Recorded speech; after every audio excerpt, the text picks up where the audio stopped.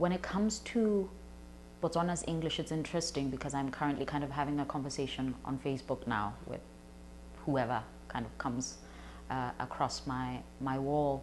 And I asked a lot of Botswana, well, I asked Botswana in general to kind of write what we call Swinglish, which is a combination between Setswana, which is the national language of Botswana, and a combination of English. So it's a kind of slang, a kind of,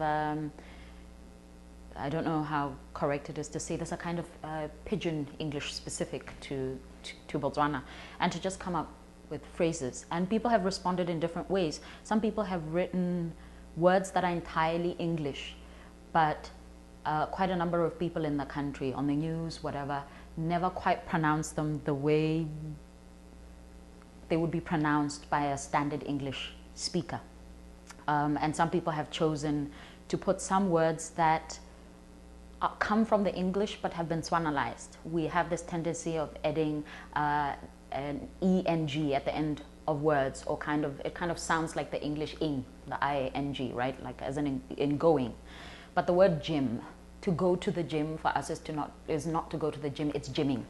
And everybody simply understands what that means. But beyond that, I mean,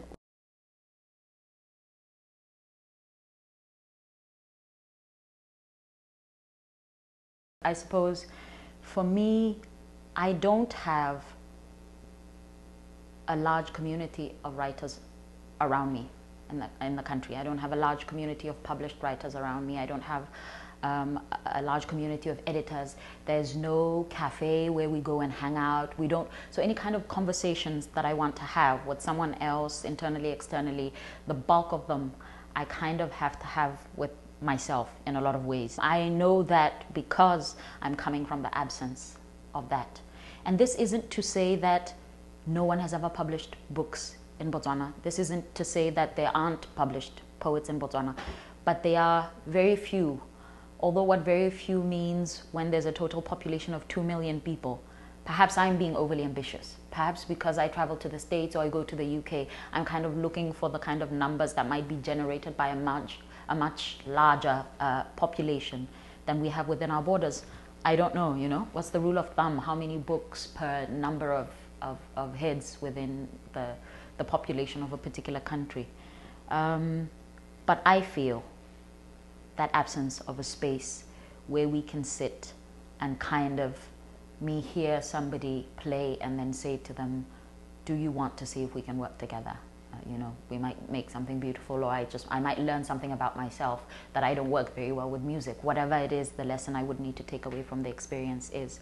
So that not having a community in that sense has been, for me, a thing that I've felt deeply. And I've tried in my own way to form little communities around me, because I think the idea is not for you to kind of be a random, singular ascendant of some sort. You know, you want to travel with like-minded people, whether in a literal geographical sense or just within the space that you are in. And there are smaller friendships kind of being formed by different people. There are certain people who are collaborating together more and more, but I feel like a lot more could be done.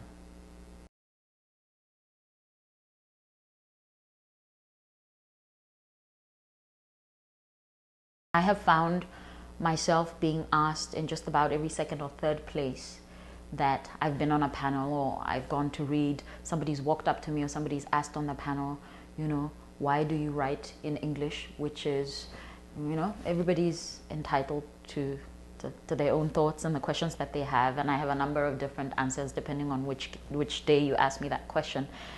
But generally there's also kind of this additional, why do you not write?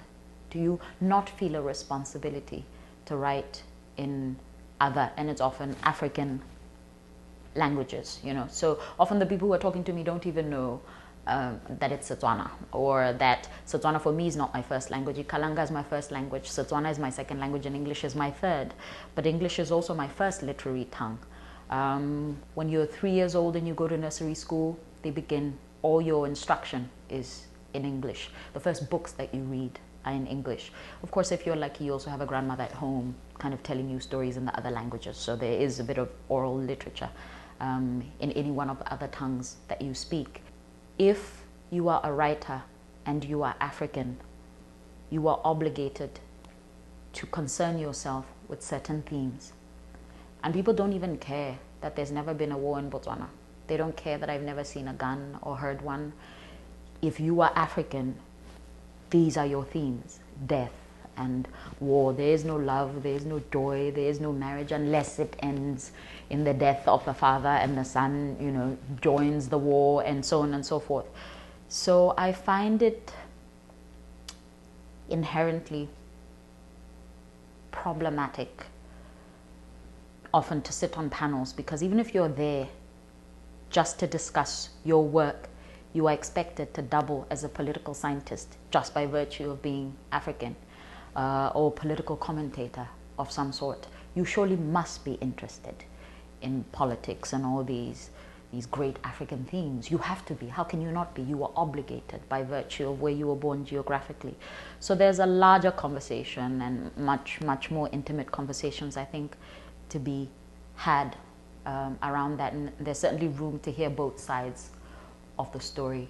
But for me, I write what I like, and I feel no loyalty or affiliation to anything other than the poem trying to make itself heard.